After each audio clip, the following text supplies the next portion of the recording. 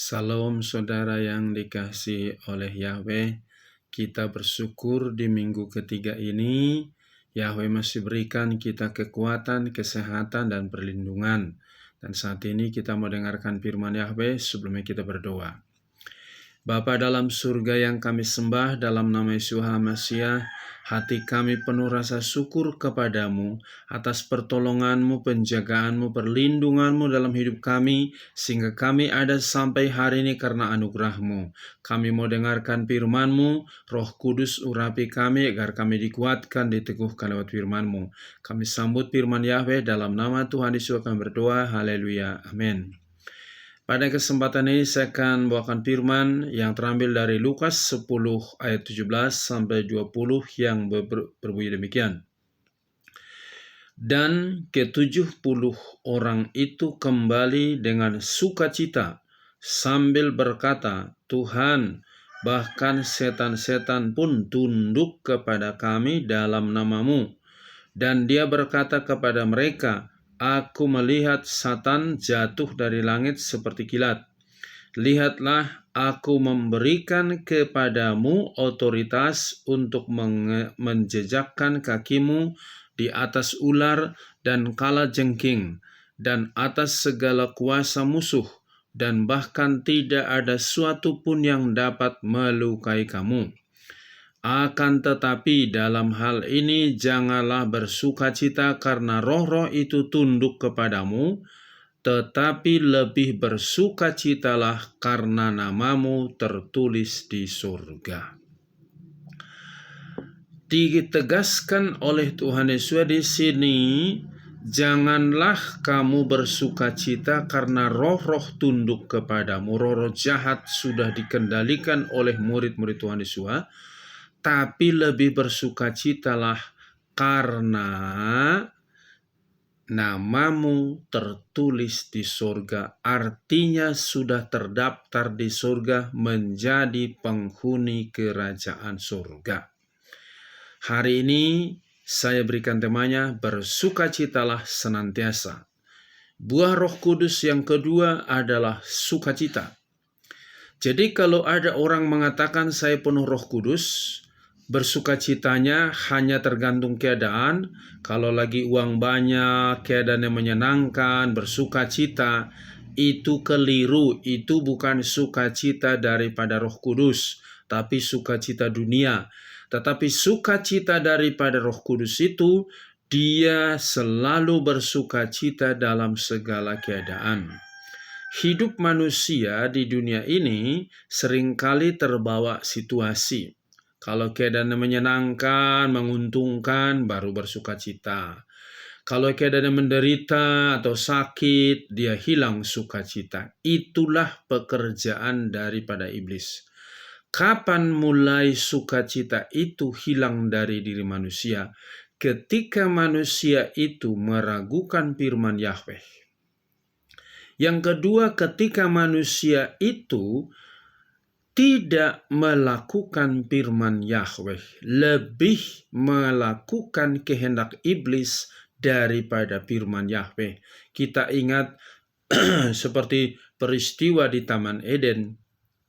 Adam dan Hawa tidak ada kesusahan, tidak ada penderitaan, tidak sakit penyakit. Tapi ketika mereka melakukan apa yang Yahweh larang, tidak boleh memakan buah pohon yang di tengah taman itu. Karena Hawa dan Adam lebih mendengarkan perkataan iblis daripada firman Yahweh. Mereka makan buah pohon itu, maka setelah memakan buah pohon itu, mereka mulai ketakutan. Dicekam oleh perasaan takut, malu, gelisah, cemas, bimbang, makanya bersembunyi di balik pohon itu. Dalam Kejadian pasal 3 ayat 6 sampai dengan ayat 10. Jadi kita lihat di sini sukacita itu bukan dibuat-buat, tapi itu betul-betul Yahweh berikan.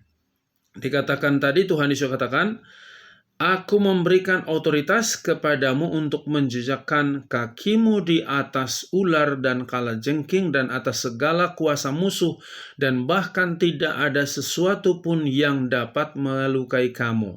Akan tetapi dalam hal ini jangan bersukacita karena roh-roh itu tunduk kepadamu, tetapi lebih bersukacitalah karena namamu tertulis di surga.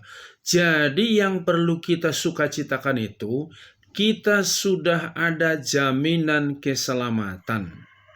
Dari siapa? Dari Tuhan Yesus, bukan dari agama, bukan dari gereja, bukan dari tokoh-tokoh agama, bukan karena engkau beribadah hari tertentu, bukan. Tetapi keselamatan itu datang daripada Tuhan Yesus. Nah, saya akan pertegaskan apa yang membuat kita bersukacita. Yang pertama-tama, Yahweh mengasihi orang berdosa. Yohanes pasal 3 ayat 16. Karena begitu besar kasih Yahweh akan dunia ini, sehingga mengaruniakan putranya yang tunggal, supaya siapa yang percaya kepadanya tidak binasa, melainkan beroleh hidup kekal. Jadi tadi Adam sudah jatuh dalam dosa, semua turunannya sudah jatuh dalam dosa. Dosa itulah membuat manusia ketakutan, karena lawan daripada sukacita itu adalah sedih, gelisah, takut, cemas. Maka dikatakan di sini, Yahweh mengasihi orang berdosa. Tuhan Yesus datang ke dunia ini bukan mencari orang benar, tapi mencari orang berdosa supaya bertobat.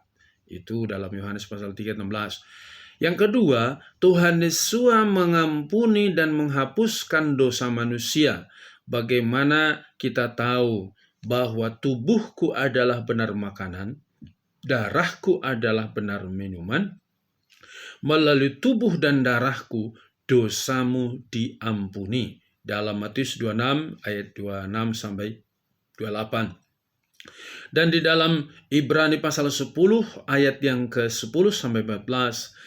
Darah lembu jantan, domba jantan tidak bisa menghapus dosa manusia, tetapi melalui korban daripada tubuh Tuhan Yesus satu kali untuk selamanya, dosa manusia dihapus. Cukup sekali persembahan di atas kayu salib. Kenapa? Tubuh Tuhan Yesus sudah sempurna menghapus dosa manusia. Jadi itulah yang membuat kita bersukacita. Kita dikasihi oleh Yahweh sekalipun kita banyak dosa. Yang kedua, Tuhan Yesus sudah mengampuni dosa kita, menghapus dosa kita. Otomatis kalau dosa kita sudah diampuni, pasti bersukacita dong. Jadi jangan bilang dosaku sudah diampuni, tapi mukamu mesem-mesem, cemberut. Itu berarti belum yakin kalau dosamu sudah diampuni. Kalau dosamu sudah diampuni, pasti engkau bersukacita. Saya ambil contoh. Jika engkau misalkan punya hutang 10 juta kepada seseorang, tiba-tiba orang itu berkata kepadamu, kau tidak usah bayar hutangmu lagi, aku hapuskan hutangmu. Bagaimana sukacitamu? Itu baru uang saja 10 juta diampunkan, dihapuskan kepadamu. Apalagi dosamu, segala kekuranganmu, segala kelemahanmu, dihapus dosamu oleh Tuhan Yesus di atas kayu salib. Makanya kalau betul-betul engkau sudah terima Tuhan Yesus, harusnya engkau bersukacita. Apapun yang sedang engkau alami, tetap bersukacita. Sebab apa? Kebutuhan dunia ini hanya sementara. Kalau surga saja disiapkan bagimu dan bagiku, kenapa engkau sedih? Kenapa engkau takut? Kenapa engkau cemas? Kebutuhan dunia ini hanya sedikit sementara saja. Surga disiapin bagi kita. Namamu sudah terdaftar di surga. Artinya sudah disiapkan tempat bagi kita di surga. Yang ketiga, Tuhan Yesus sudah memberikan kuasa bagi kita untuk menginjak ular dan kalajengking. Tadi sudah kita baca di dalam, yaitu Lukas pasal 10 ayat 11. Aku memberikan kuasa kepadamu. Di dalam Kisah Rasul pasal 1 ayat 8. Bahwa kamu akan menerima kuasa kalau Roh Kudus turun ke atas kamu. Kamu menjadi saksiku Yerusalem, Yudea, Samaria sampai ke ujung bumi. Kenapa kita menjadi saksi? Karena sukacita. Bukan karena banyak uang, bukan karena masalah kita tidak ada. Semua pengikut Tuhan Yesus ada masalahnya, ada tantangannya. Tapi itu tidak bisa menghilangkan sukacita. Sebab apa? Roh Kudus diberikan kepada kita, menolong kita, menguatkan kita, menghiburkan kita. Kita punya kuasa mengusir segala ketakutan, kecemasan. Yang ada adalah sukacita. Saya sudah katakan tadi, buah Roh Kudus yang kedua adalah sukacita. Jadi kalau engkau mengatakan aku penuh Roh Kudus, tapi engkau selalu sedih, gelisah, takut, bimbang, saya perlu pertanyakan Roh Kudus yang mana mengurapi engkau. Kalau benar-benar Roh Kudus yang sesungguhnya, apapun keadaanmu, engkau tetap bersukacita. Ingat baik-baik, orang yang dipenuhi Roh Kudus pasti bersukacita menghadapi segala keadaan. Kita ingat bagaimana Paulus dan Silas karena memberitakan Injil ditangkap, dianiaya, dimasukin penjara. Di dalam penjara mereka berdoa dan bernyanyi. Tubuh yang luka-luka itu tidak mempengaruhi hati mereka. Sebab apa? Roh Kudus lebih hebat membuat hati mereka tenang, damai, sukacita. Oleh karena itu, biarlah sukacita surgawi itu terus memelihara dalam dirimu. Yang berikutnya, apa yang membuat kita bersuka cita? Bahwa Tuhan Yesus, Ia itu akan menjemput kita untuk dibawa masuk ke dalam kerajaan surga. Tempat kita yang sesungguhnya bukan dunia ini, tapi di surga. Tadi sudah dikatakan, jangan bersuka cita karena iblis tunduk kepadamu, tapi bersukacitalah karena namamu sudah terdaftar tertulis di surga. Dalam Yohanes 14 ayat 1 sampai dengan ayat yang ketiga, Tuhan Yesus katakan, jangan biarkan hatimu gelisah dan takut. Aku pergi menyediakan tempat bagimu.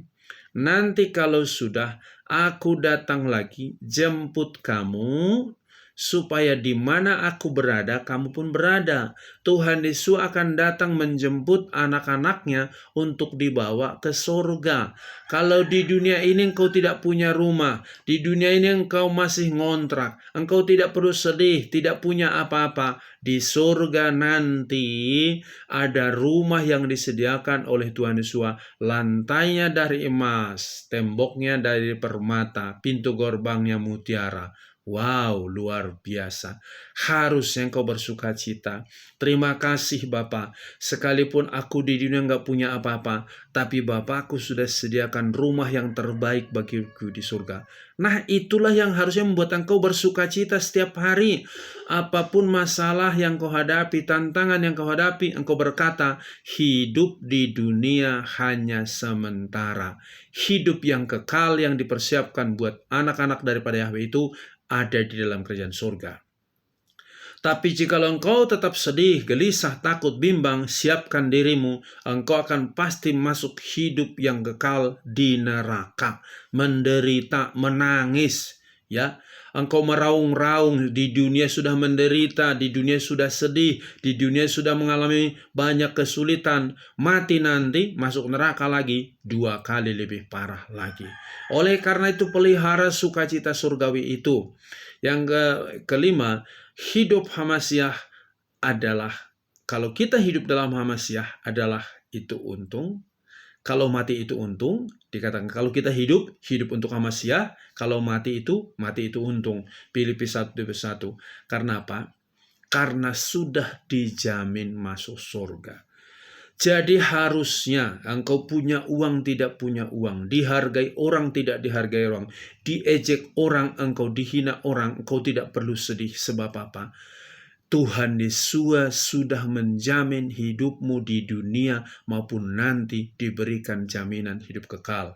Jadi bersukacitalah engkau apapun yang sedang kau alami saat ini, sebab Roh Kudus menguatkanmu, firman Yahweh meneguhkanmu. Karena itu bersukacitalah senantiasa. Amin. Sampai di sini firman Yahweh, kita berdoa.